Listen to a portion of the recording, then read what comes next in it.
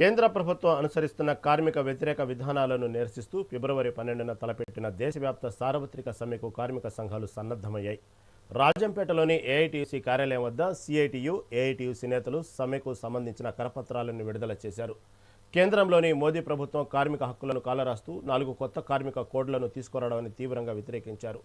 పని గంటలు, కనీస వేతనాలు, సంఘం పెట్టుకునే హక్కులను కాపాడుకోవడానికి కార్మికులందరూ ఐక్యంగా పోరాడాలని, రేపటి సమ్మెను విజయవంతం చేయాలని పిలుపునిచ్చారు.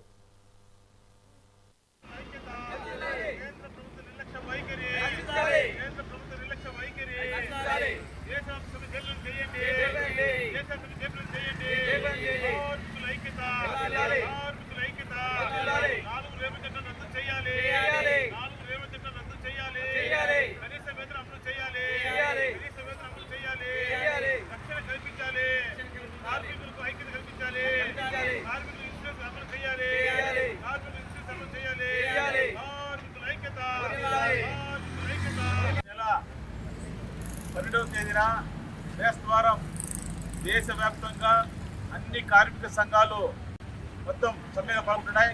ప్రధానంగా ఇది దేశంలో ఉన్నటువంటి కార్మిక సంఘాలకు ఈ కేంద్ర ప్రభుత్వం చేస్తున్న చట్టాలను వ్యతిరేకంగా మేమందరం కూడా రోడ్డుపై నిరసన వ్యక్తం.